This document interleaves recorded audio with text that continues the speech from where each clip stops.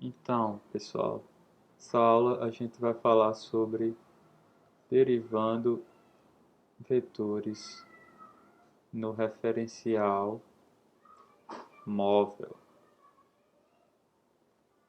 Então, derivando vetores no referencial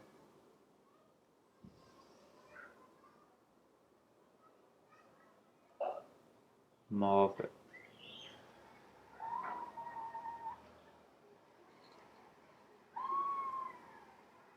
Então, supondo que a gente volte para aqueles dois vetores que a gente tinha inicialmente. Eu tenho um B1 RAB, que é L00. E tenho um IRAB, que é L cosseno de θ, L seno de θ, 0. Para o nosso caso aqui e para o caso que a gente estava trabalhando até agora, esse L é constante. Então aqui, vamos supor que eu quero achar VAB. Eu quero achar a derivada no tempo de RAB, tanto no móvel B1 como no inercial. O que é que acontece se eu fizer a derivada direta aqui? D sobre dt. Aqui, o que é que eu vou obter? D sobre dt de B1 RAB igual a 0,00. Concordam? Só tinha um ponto aqui em L, eu só tinha o L, né? E o L é constante. Já o meu θ é variável, né? O vetor está lá girando. Então, se eu fizer essa mesma derivada aqui, d sobre dt de RAB, o que é que eu obtenho? Então, regra do produto, derivada de L é zero, derivada de cosseno de θ é menos θ ponto seno de θ. Então, vamos botar menos θ ponto L seno de θ. E aqui, L, derivada de L, zero, derivada de seno de θ, θ ponto cosseno de θ. Então, aqui eu vou botar θ ponto L cosseno de θ.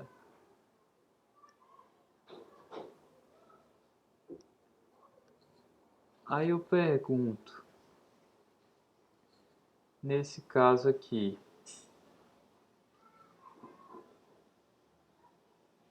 ó, eu tenho dois vetores que supostamente é o mesmo vetor, é o RAB. Aqui eu estou descrevendo ele no referencial B1, aqui eu estou descrevendo ele no referencial inercial.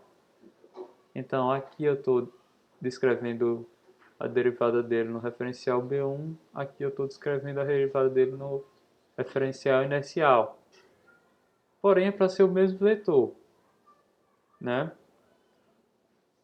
E em um eu tenho zero, no outro eu tenho componentes. Então eu pergunto, qual dos dois é válido?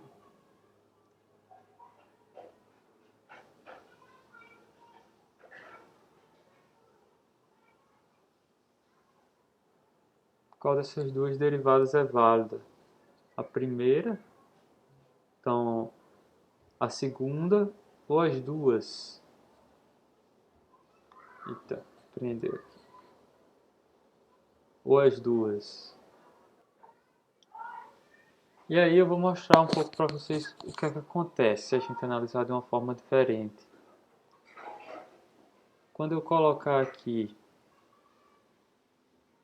esse B1 RAB na forma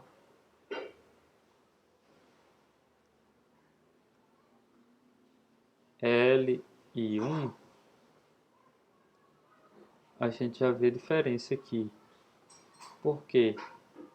Porque quando eu derivar d sobre dt de B1 RAB, eu tenho, pela regra da cadeia, d sobre dt de L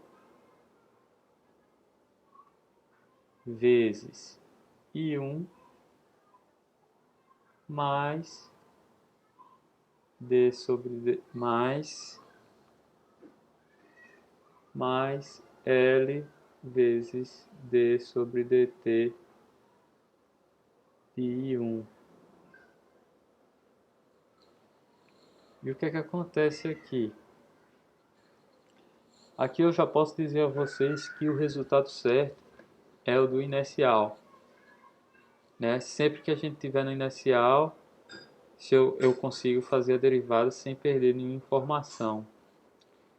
O que acontece quando eu fiz essa derivada aqui, daqui para cá, quando eu fiz esse passo daqui para cá, é que eu simplesmente descartei essa componente. E por que é tão fácil a gente descartar? Porque a gente sempre trabalha com I, J e K. Esses, quando são descritos no inercial, esses são vetores fixos, são vetores constantes. Então, d sobre dt de I é zero. Assim como d sobre dt de J é zero, assim como d sobre dt de K é zero. Então, vou botar aqui até em caneta verde. Vou botar, observe que d sobre dt de I é igual a zero, mais d sobre dt de I1 não necessariamente é igual a zero. No caso da gente, eu vou supor que ele é diferente de zero.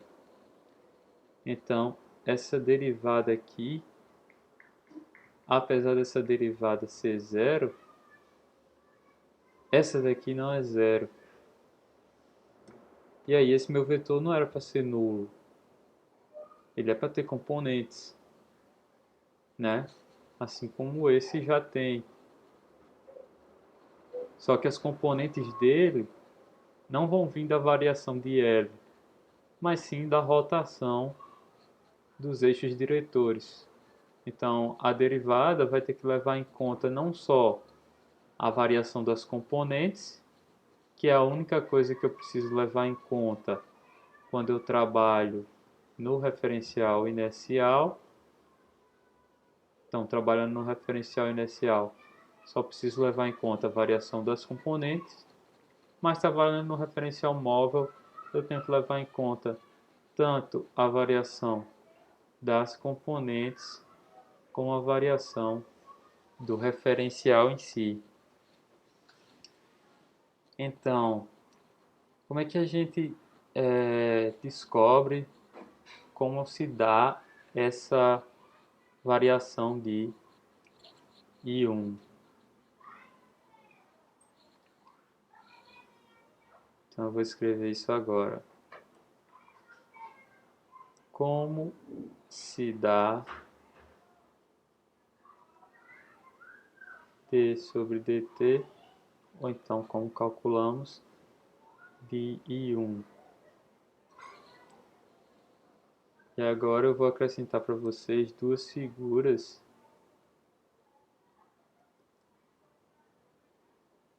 E aí quem tiver copiando, dá uma pausa para copiar as figuras, mas eu vou analisar minuciosamente cada uma. A primeira, o que é que eu tenho? Ó, no mesmo caso anterior que a gente trabalhou na matriz de rotação, tem o meu referencial inicial x, tem o referencial móvel x1. Só que esse x1 ele não vai ficar parado, então ele vai variar com o tempo. Assim como esse meu θ, eu tenho uma variação desse θ, que é um θ ponto. Então, com o tempo, o meu x1 vai pular para esse outro x1 aqui. E aqui eu estou chamando esse x1 de t e esse x1 de t mais dt. Então eu estou exagerando aqui uma diferença infinitesimal nos dois eixos. E a mesma coisa aqui eu tenho para y, né? O meu y de θ é esse, mas se passando um tempo dt, como meu referencial está rotacionando, eu vou ter um novo y1, que vai ser esse y1 de t mais dt com essa cor azul mais clara. E já não vai estar mais no ângulo θ, agora vai estar no ângulo θ mais dθ. Deu para entender? E aí, se a gente for analisar os dθ, não, no caso, os i's e os j's, o que é que acontece com eles? Eu tenho um i aqui e sofre uma rotação de dθ num tempo de t mais dt, e eu tenho um novo i1. Eu tenho um j aqui que sofre uma rotação de dθ num tempo t mais dt, e eu tenho um novo j aqui, um novo j1. Eu parto de um j1 de t em θ e em θ mais dθ, então essa rotaçãozinha aqui é só de dθ. Eu tenho um j1 de t mais dt. E aqui eu tenho a derivada de i1 e a vetor derivada, o diferencialzinho de j1. Então, pessoal, a gente já viu aqui o DI1, né? Mas como é que eu escrevo ele em termos algébricos, né? Não, eu sei como desenhar, mas como é que eu escrevo ele algebricamente, vetorialmente? O que acontece aqui, eu vou dividir em um módulo de DI1, para a gente escrever esse vetor, e na direção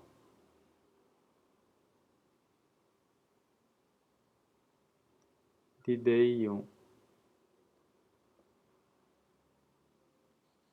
Sendo que o vetor, o próprio DI1, é simplesmente o módulo vezes a direção. Beleza, pessoal? Então, como é que a gente calcula o módulo desse vetor DI1? Perceba que DI1 nada mais é do que o arco que I1 faz ao ser rotacionado por dθ. Então, isso aqui, se a gente fosse, como está muito exagerado, DI1 seria o seno. Mas se eu levar para um infinitesimal, eu não veria isso aqui reto, né? Ou então o próprio arco, quando ele é muito curtinho, ele seria uma reta. Então, isso daqui o módulo disso aqui é igual ao módulo do arco que esse vetor I1 faz ao ser rotacionado aqui, ó, pelo ângulo dθ. Então seria o módulo desse arco. Ou seja, o módulo de DI1 vai ser, como é que eu calculo um arco? O raio vezes o ângulo, em radianos, né? Então, como é que vai ficar esse aqui? O raio, qual é o raio? I1 de T, comprimento dele, né? Vezes o dθ. Só que, qual é o comprimento de I1? I1 é um vetor unitário. Então eu sei que o módulo dele vai ser sempre 1. Então, esse meu vetor aqui, dθi, vai ter magnitude dθ. E qual é a direção de DI1? Observe que, à medida que esse vetor, que a gente não exagera esse dθ, esse I1 tende a vir cada vez mais para cá. E quando ele vem cada vez mais para cá, a tendência desse DI1 é ficar perpendicular ao I1. E qual é o vetor que é perpendicular ao I1 e está nessa direção? É o próprio J1. Então, a direção de DI1 é o próprio J1. Certo? Então, para eu encontrar o meu DI1, eu tenho que multiplicar o seu módulo pela sua direção. Então, o DI1 vai ser um dθ na direção de J1. Agora, sim, pessoal, todo mundo entendido? Isso é costume de aula normal. Né? No vídeo vocês pausam, voltam e vê se entendem. Agora, se eu for analisar o meu J1, qual é, primeiro, o módulo de dJ1? O módulo de dJ1 nada mais é do que o comprimento desse arco que J1 de T faz ao ser rotacionado por dθ. Então, comprimento desse arco aqui, né? Que quando a gente leva em conta que dθ é muito pequeno, fica retinho, fica como um vetor. Então, o módulo de dJ1 é igual ao módulo de J1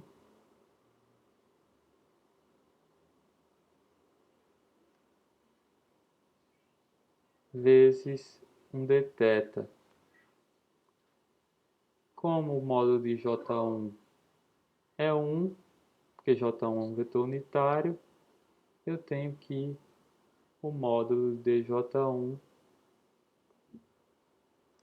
é igual a dθ. Os dois têm o mesmo módulo. Isso aí é de se esperar, né? Porque os dois vão girar da mesma quantidade.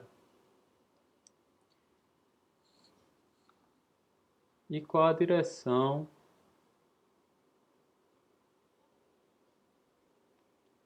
de dJ1? Olha, à medida que esse J1 se aproxima aqui do J1 de T mais dt, se aproxima desse J1, né, que esse dθ vai ficando cada vez menor, esse ângulo aqui se aproxima de um ângulo reto. Então, a tendência para um ângulo infinitesimal, que é o que eu quero, é que esse dj1 tenha essa direção aqui, ó, perpendicular a o vetor j1 apontando para cá. Então, a direção de dj1 é menos I1. Todo mundo consegue ver? E aí, com isso, eu chego aqui, dj1 é igual a menos dθ na direção de I1, ou dθ na direção de menos 1. Beleza? Isso aqui é outra coisa que vocês têm que lembrar lá de álgebra, até falo isso em mecânica geral 1. É que uma das formas de decompor um vetor é como o seu módulo e sua direção. Em mecânica geral 1 a gente usa muito, né, quando tem uma força de módulo 800 newtons e eu sei que ela está a 60 graus de tal canto. Aí, nisso eu consigo montar o vetor, essa força vetorialmente. É o mesmo processo que a gente está fazendo aqui com dj1 e di1. Beleza?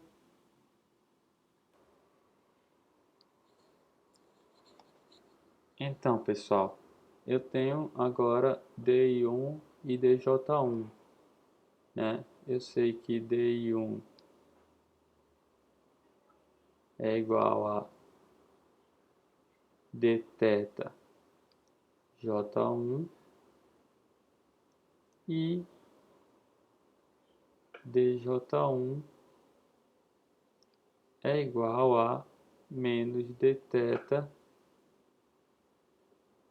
I1. E agora, como é que eu faço para, a partir disso, obter o di1 e o dj1, a derivada deles no tempo, né? Que é o que eu estava querendo inicialmente. Eu vou pegar todas essas equações, essas duas, e dividir por dt. Então, do primeiro lado eu vou ter di1 sobre dt, que é o que eu estou procurando, igual a dθ sobre dt vezes j1, e eu chego no resultado que eu quero, que é di1 dt é igual a θ ponto j1.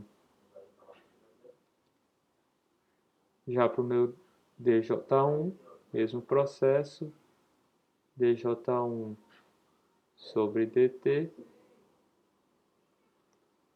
é igual a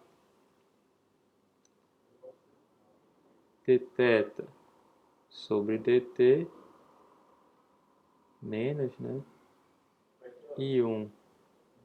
Lembra que eu estou dividindo por dt, então eu faço essa divisão dos dois lados. Eu divido esse lado por dt e esse lado por dt. E aí eu chego em dj1 sobre dt é igual a menos θ ponto I1. Beleza, pessoal? Então agora, com isso, a gente sabe como derivar esse vetor aqui, né?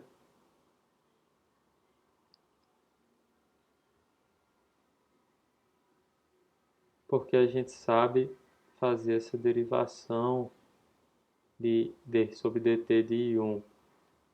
Então, só voltando para a gente terminar, como exemplo,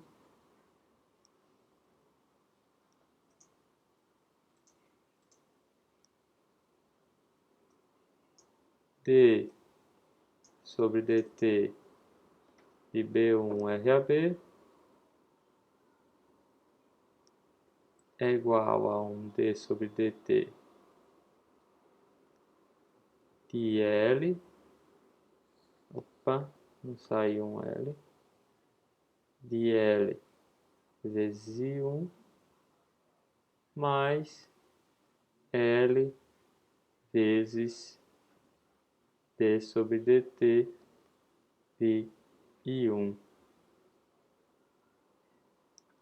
Isso daqui é zero porque ela é constante e o d sobre dt de I1, dI1 dt, θ ponto J1.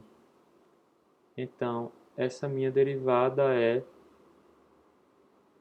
igual a L, vou botar θ ponto L J1.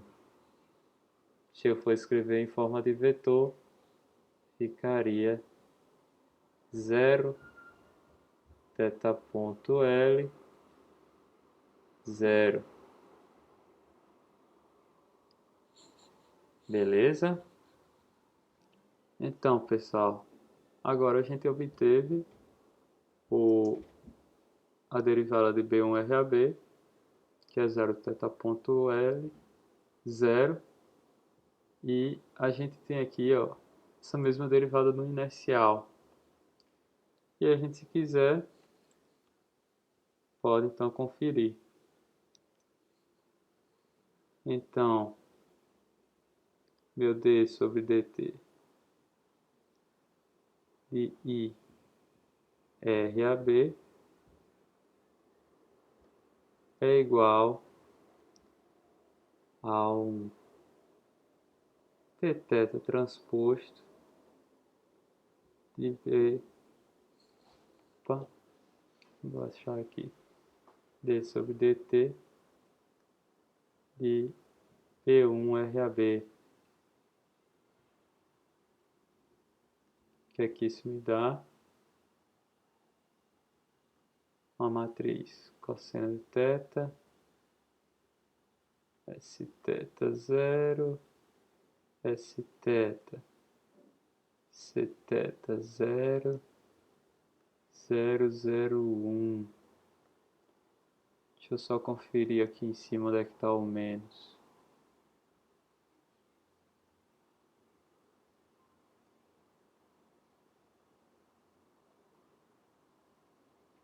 O menos está aqui, ó.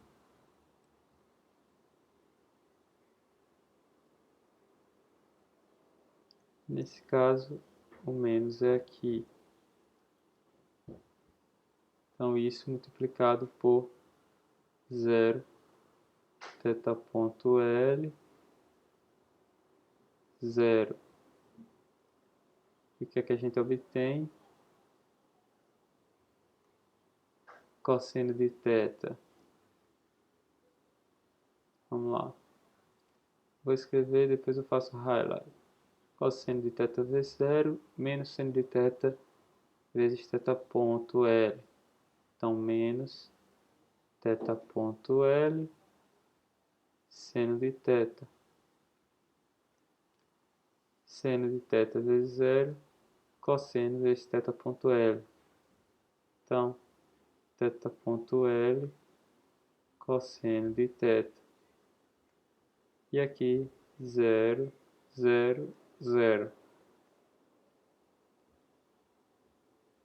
E o resultado que a gente obtém, dessa vez, é 1 igual ao que a gente obteve da derivada direta do vetor IRAB, mostrando então que essa é realmente a derivada do vetor RAB, estando descrita no referencial B1.